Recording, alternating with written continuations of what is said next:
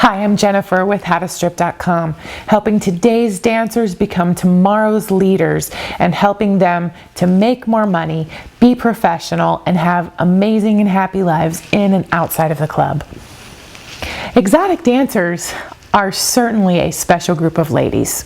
You work so hard every night, hoping that you can make something of your life, provide for yourself and a family, pay your way through school, fund a business or other hobbies, and ultimately, you want to be someone.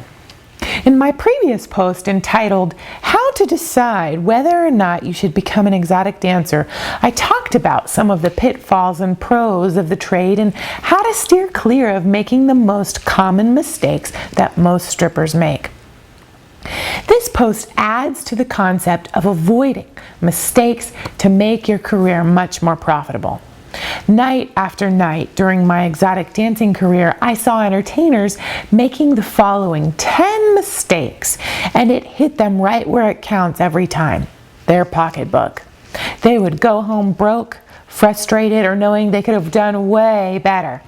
However, they kept repeating their mistakes, not knowing what they were doing wrong. Without further ado, you will find the top 10 mistakes that entertainers make below and in this video. I've committed my fair share of these myself, and I am resolutely determined to help you to avoid the following heartache that will make you unsatisfied with your career and make your club want to fire you. Number 1. Don't talk about yourself and your problems with customers. The customer wants a fantasy experience of admiration, fun, and erotic appeal. Your customers don't pay a cover charge, rack up a drink tab, and purchase lap dances to hear about more problems. They have enough of those already. They come to a club to escape reality and find an attractive lady to talk to and interact with who is somewhat intelligent, happy, and maintains a sense of humor. The solution here is do a voluntary exercise. Find a customer, go up to them, and introduce yourself with a firm handshake and eye contact, and then sit there with that customer and find out about them. Get the customer talking by asking them questions. Then watch the dollars come in as the cares of the world are washed away by you instead of being enlarged by you. It's a tough nut to break, but if you're willing to take the risk to break or avoid bad habits, the results will be life-changing for you. I've personally witnessed the transformation many, many times. Number 2. Don't dance to music that you like with no regard to what the customer wants to hear. Just because a song has great danceability and it's in the latest platinum album that you've purchased doesn't mean that your customers have the same taste as you. And it doesn't mean that they will even sit there and continue listening, drinking, and buying lap dances if the music to their ears sounds more like noise. Also, slow songs with no excitement and rhythm are more likely to make your patrons fall asleep than be turned on. The Freedom 5 solution here is that most men in their 30s and 40s like music from the 1980s, and older men with money often like to hear classic rock tunes. Many clubs play some techno remixes, which also works well to keep the energy up. Ethnicities present will determine much of the style of music. So you will get tipped more on stage if you ask your customer what type of music they like and ask them what song they would like to hear. Then you can communicate with the DJ and everyone makes more money. Number 3. Don't wait until the last minute to show up to work when you can arrive early and create a much more profitable evening. Have you ever found yourself strolling into work right at the cutoff when your house fee is the most expensive? By doing this, you are rushing yourself to hurry and make money so that you're not in the hole from your house fee, and you're not laying a proper foundation for the evening by getting some early bird lap dances under your belt, which will give you the confidence you need to not stress about the money so much, and in turn, you make more money overall. The solution is the key for you to maximize your profits on this matter is for you to show up sometime around or before 6 p.m. if your club operates on traditional club hours, which usually is around 2 to 3 p.m. to 2 a.m. You will continue to make less than $500 per night or even less than $300 per night until you put in more hours and take advantage of some of the clients that frequent your club during the day and at night. Also, if your club has a 5-star lunch hour or something of that nature, it is great for you and your club too, because the more entertainers that you have that work earlier, the more customers you will eventually have in the earlier hours buying from you. It's a win-win. Mistake number 4. Some entertainers don't care about a customer after they get a few dances out of them. Now, these ladies don't see the trees as a forest, meaning all they care about is paying their rent next week and making that quick buck tonight. They don't understand the value of a patron over the lifetime of their career.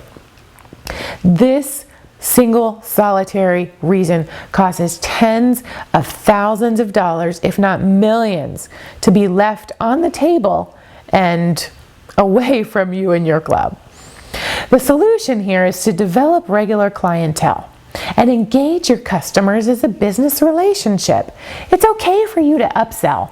Once a customer buys something from you, they are 5 times more likely than a non-buying customer to buy something again, either right then or in the future. If you learned a few sales skills, you could easily turn a 1-lap dance customer into a multiple-hour VIP customer, bringing in big money for everyone.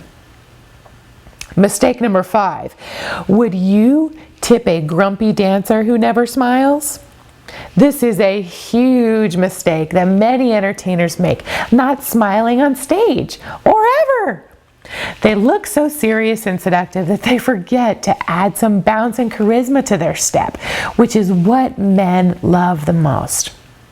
The solution? Make yourself laugh. Think about everyone in his or her underwear, or think about a funny or dirty joke while you're dancing, so at least you can grin more. Sometimes you just need a good stand-up comedy to watch on Netflix, and then you can go into work happier, whatever works for you. Mistake number 6. I own my customers and they are mine. So many dancers think that their customers are theirs only instead of belonging to the club. If anyone else so much as looks at their customer, they're in a catfight in the dressing room before you know it. They've spent so much time with their customer. How dare that customer come into the club one day and want to dance from someone else? The solution here is I usually have to use case studies for my ladies to help them understand that no one wins with this mentality. One of them is this.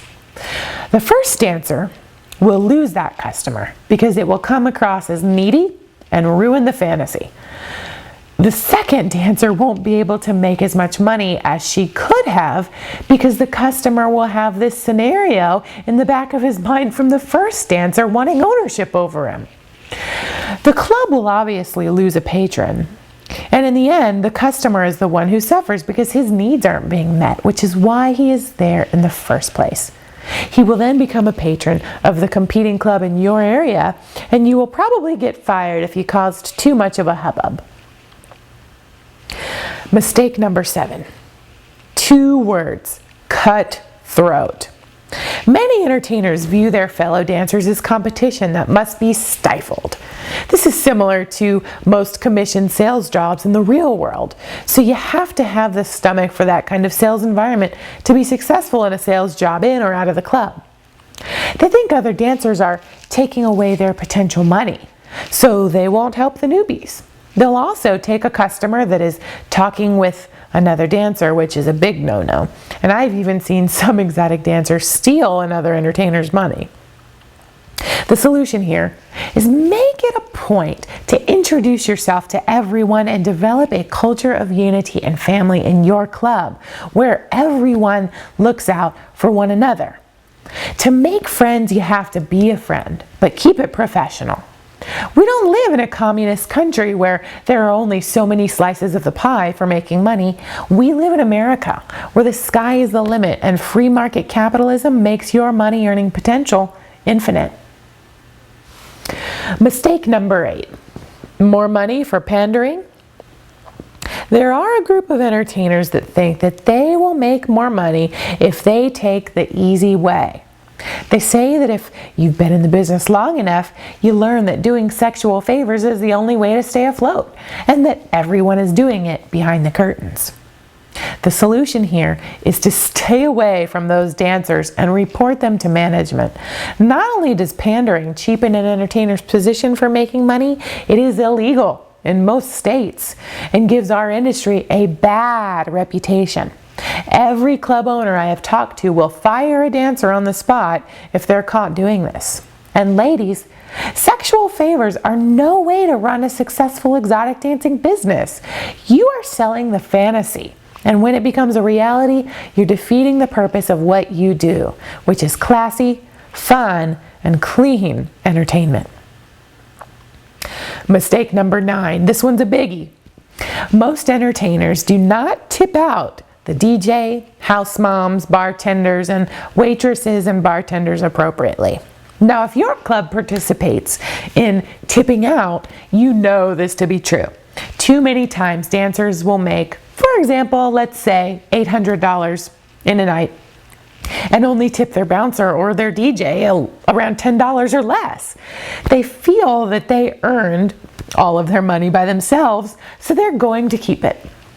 Now, the solution to this is smart entertainers know that cultivating a good relationship with their bouncers and other staff will help them to find high-paying customers, and they'll make more money in the long run. Personally, I've made tens of thousands of dollars because of this single solitary issue. My bouncers knew I was going to take very good care of them if they sent the high rollers my way, which usually involved lots of champagne, liquor, and sales for the club and myself. This is just one example of many case studies as to how a dancer and a club profit much more off of a tip-out system that works in everyone's favor. Last but not least, mistake number 10, late night binge at Waffle House.